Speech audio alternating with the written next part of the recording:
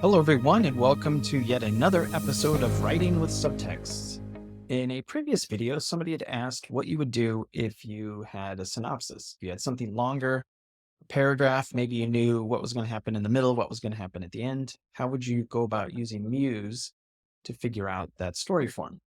So what I've done here is I've gone through and just had Muse come up with 5 crazy synopses across 5 different genres, because I realized I always do Westerns or fantasies.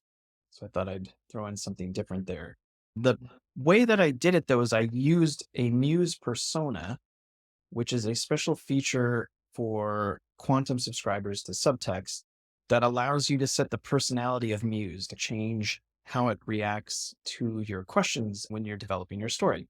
And I liken it to having different writers in a writer's room. So what I did is I just very quickly created this muse called Doug, who I just described as a good writer. And the only instructions are to write as if you are Douglas Adams. And I turned on focus on storytelling just to make sure that it doesn't throw in a whole bunch of structure in there and it's not geared so much towards the narrative structure in story form as it is geared towards the storytelling. Because I just wanted to come up with a bunch of crazy synopses. I just asked for fun, please give me 5 different synopses across 5 different genres. Make each synopsis about a paragraph long and include a big twist that happens in the middle. Now, instead of reading these all to you, you can hit pause and read them yourself. I'm just going to grab one of them. I also decided, just to make it a little bit more interesting, I had it add on how the story ends. So we have 5 of them here: science fiction, mystery, romance, fantasy, and comedy. You'll notice the character names are straight from Douglas Adams' books, so we'll change that. But the one that made me laugh, that I thought would be the most fun, is this mystery. Detective Arthur Dent, a man of logic and reason, is faced with a case that defies all natural laws. A man has been murdered in a locked room with no possible means of entry or exit. The twist? The murder weapon is a seemingly ordinary towel, which, when unfurled, opens portals to other dimensions, leading Dent on a multi-dimensional murder investigation. I remember the character from Douglas Adams novels, which I read a very long time ago. I'm pretty sure that's not part of the story. So regardless, it'll still work for this exercise. And then the ending that it had is Arthur Dent, after a whirlwind tour of multiple dimensions, discovers the murderer to be a rogue towel merchant from another dimension, exploiting the towel's powers for his own gain. Dent manages to apprehend the culprit with a clever use of a soap bubble and a rubber duck, and the case is closed. The towel is safely stored away, and Dent swears off ever using anything but paper towels.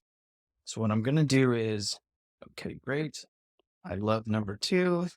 Please put them together, mainly just so I can easily copy and paste it into something new, and change name to something other than a character from a Douglas Adams novel. Just make something up. So we're just trying to get a basic idea of how you would take a basic synopsis of a story and get a story form out of it. Reginald Haversham, which also sounds familiar to me, but we're just going to take it for right now. All right, so I'm going to make a new one. And I'm going to say, so with everything that you start out with, if you have a ton of information or you have a little bit of information, the biggest impact that you can have to get to the story form, the first thing is to figure out the 4 through lines. So based on the following synopses, what would you say are the 4 through lines? So you have to kind of cue it up just a little bit so that Muse, oh, you know what? This is, now this is funny. What it's going to do is it's going to do it in context of the voice of that Douglas Adams writer, without a lot of the narrative structure. The other thing too is it's based on the model that ChatGPT has. A lot of the terms and terminology might be off and not as accurate as they are with Subtxt Muse. With Muse, I make sure everything's updated to the latest understanding of the theory. The idea that it would call it the impact character through line is something from like 1998. So that's not going to quite work. So what I'm going to do is I'm just going to copy this. I'm going to do a new one, and I'm just going to make sure I turn off. All right, so now this is just strict Muse. So now we're going to get the good stuff. Just paste in the same thing. and ask it to figure out the four through lines for me. And here we go. The murder investigation that Detective Reginald Haversham is conducting. That's what the objective story is going to be about. It involves the discovery of the multidimensional towel, the exploration of different dimensions, and the eventual apprehension. Perfect. Main character would be Haversham. So it was able to extract out of that big paragraph who the main character is. His personal journey involves grappling with a case that challenges his logic and reason, and his personal resolution is to swear off using anything but paper towels. I mentioned this before. This is more protagonist, which is a part of the objective story, not so much main character. We'll develop that. Obstacle character, the rogue towel merchant from another dimension. He presents a challenge to Haversham's investigation.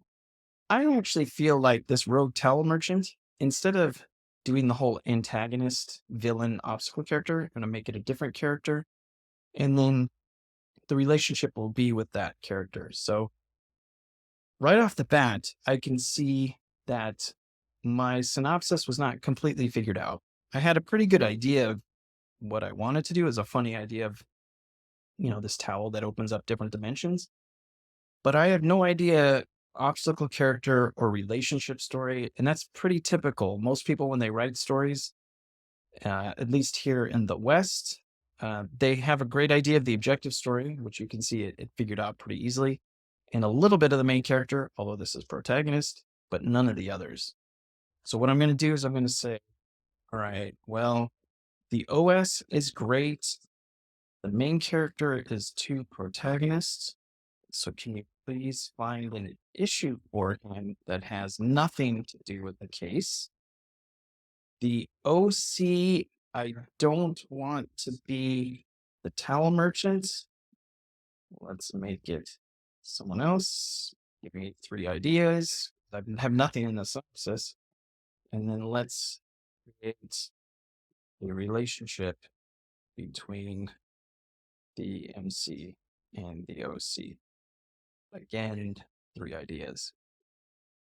So what I'm doing is I'm trying to get the 4 through lines, which is the biggest way of starting to bring form and structure to your narrative. So let's see. His personal issue could be that he's struggling with the fear of the unknown. This fear is exacerbated by the multidimensional aspects of the case. Okay, perhaps he's always been a man of routine and predictability. In this case, is forcing him. That's pretty good. Obstacle character ideas: a rival detective who believes in the supernatural and constantly challenges his reliance on logic and reason. A scientist who invented the multidimensional towel and is trying to retrieve it, but their methods and disregard for the law clash with Haversham's principles. That's pretty good.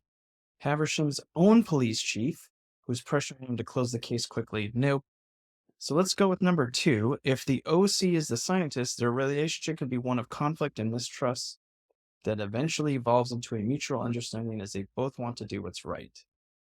Okay, let's go with number 2. Please make the scientist a woman that Haversham falls in love with. They experiment with some sort of romance, but in the end, decide to keep everything platonic. They could fall in love. There was nothing in my original synopsis that suggested any kind of a relationship. It was pure idea, pure objective story plot. He has a fear of the unknown. I might change this. I mean, routine and predictability, that's okay. A female scientist who invented the multidimensional talent and is trying to retrieve it. Her methods and disregard for the law clash with Haversham's principles and the relationship between Haversham and the scientist. All right. So that's actually pretty good. Just having the 4 through lines and in the places that they are supposed to be, I can basically start writing from this because I can develop the reasons why he is given towards predictability and structure. My problem with the routine was it's almost like the video I just did yesterday. So maybe can we just change Haversham's to be something other than routine and predictability. That was essentially the very last video I did. It was the same sort of idea. So in a lot of respects, you're just building the ideas with Muse and just throwing them out there. His personal issue could be a skepticism towards anything that can't be explained by science or logic. Okay, and these challenge his skepticism. That actually works great. Yes, that works great. What do I need to figure out next to get to a story form? And from there, you can start to build on it to figure out the very specific things that you need to eventually get to a concrete story form. The story goal, which so far appears, I can tell you right now, it's to recover that towel. The outcome is the goal achieved. The story judgment, which is how Haversham feels at the end. It's kind of interesting that he swears off towels. I would probably make that still a good judgment, like a triumph story. Main character resolve. Does he change at the end of the story, or does he stick to his guns? These are all the essential dynamic questions that will have the most significant impact on the narrative. It's interesting, it has story limit in here, which is not quite accurate to subtext. Subtext has something called the story continuum, which is just an offshoot of this and would be a little bit different. And it's interesting that it asks what would be the answer to these questions. I know it just because I've been working with Dramatica for 30 years now almost. So, if I don't know, I have a pretty good idea of the answer to all of these. Looking back at what we have talked about, what would you say are the answers to each of these? And hopefully it'll be smart enough to go back, look over it, and give appropriate answers that I can then plug into Subtxt Premise Builder. So the common goal for all the characters is to solve the murder mystery with the multidimensional towel. Totally. Outcome. This hasn't been explicitly stated, but typically in detective stories, the mystery is solved. That is true. So if I want to make money, that would make it success. Story judgment. Haversham seems to confront his skepticism and open his mind to the unexplainable, suggesting a good judgment. Perfect answer. Resolve. Haversham appears to change his fundamental belief system by the end of the story, moving from skepticism. Yep. Main character growth. Haversham needs to start accepting things that can't be explained by science or logic, which indicates a start. As a detective, Haversham likely solves problems externally through action, making him a doer. This, again, is protagonist, because it's not so much about what he does in terms of his role or function in the plot, but more his personal attitude, his skepticism, set actions. And I would say if it's driven by running out of leads or suspects, it would be an option lock. If it's driven by the need to solve the mystery before something happens, this would be the one time when I might actually consider time space. So for number 8, let's make it time space. It'll know what the difference is. Number 7, action. Number 6, fear. It should be about his personal issues with skepticism. Or number 4, let's do changed. And yes, success. Good for the ending. And the goal is great. Hopefully it'll wrap this up and make it something that I can easily take into the premise builder. While we're doing that, I'll bring this back up. So what that looks like is I'll come back into my account, go to the premise builder, and that's what we're doing here is we're going to set the things that we've figured out here with Muse. So solve the murder mystery, success good, change, start here, time space, the story is driven by a sequence of events in time. This gives us a solid foundation. The next step would be delve into the more specific points, such as the main character's problem. That's actually really great. That is something that would be the next thing, as well as the through line concerns and issues. That is asking what are the concerns of each through line. And then these are the concerns. If I turn these on, these are the concerns of every through line. And we have 4 different choices here, in addition to where the domains of the through lines are. So very quickly, let's go. What would you say are the 4 domains for each through line? This sometimes does not quite get it right because it has trouble understanding the relationship between the through lines here, such that the objective story and the relationship story are always diagonally across from one another. That creates the most conflict. And the main character and the obstacle character are always across from each other, as that creates the most conflict in the model. So, wow, it actually did it. This is great. Cool. All right. Objective story domain physics, the murder investigation, the discovery of the multidimensional towel, and the exploration of different dimensions, all in physics. Totally. So let's put the objective story up there. Main character, Haversham skepticism and a struggle to accept minds, which fall under the mind domain. Perfect. He's already in there. The obstacle character in the universe, a lot of times this messes up. It actually put it in the right spot. The female scientist situation as the inventor, ooh, cool, of the multidimensional towel. So it's almost like her reputation and her success and her status as this like really great person, scientist, that is what's going to challenge his skepticism. And then lastly, relationship story, the evolving relationship, including their experiment with romance and eventual decision to keep things platonic, involve manipulations or changes. That is fantastic. And then just for the sake of time, I would then go and explore what the concerns are. It's really obvious if I put obtaining as the goal of the story. So to get the towel back or to stop the towel. If I come down here, these are the different elements that are at the base of the model that are the pivot between character and plot. One of these elements will be held by the main character.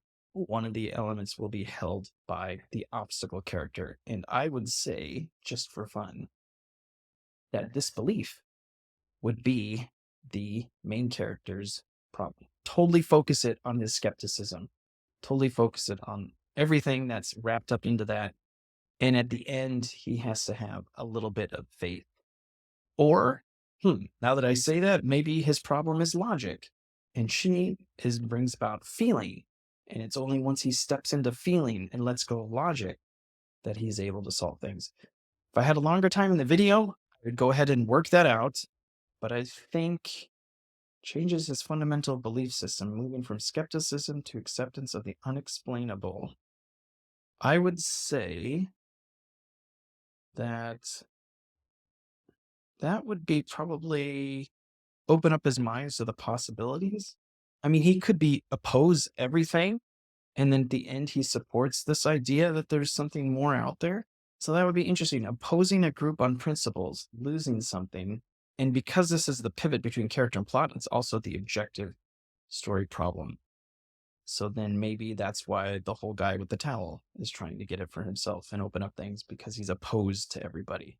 So the whole story is about everybody opposing and rejecting each other. And at the end, you just have to give each other a little bit of support. And that's the character arc of Haversham. And then the scientist that he falls in love with, she's all about free. Maybe that's why she invented the towel, to open up the universe to free exploration. So then I would just type in the title of the story, build it, and then go from there. So that's very quickly, 20 minutes, kept it down, how you would take a paragraph synopsis with a little bit more information.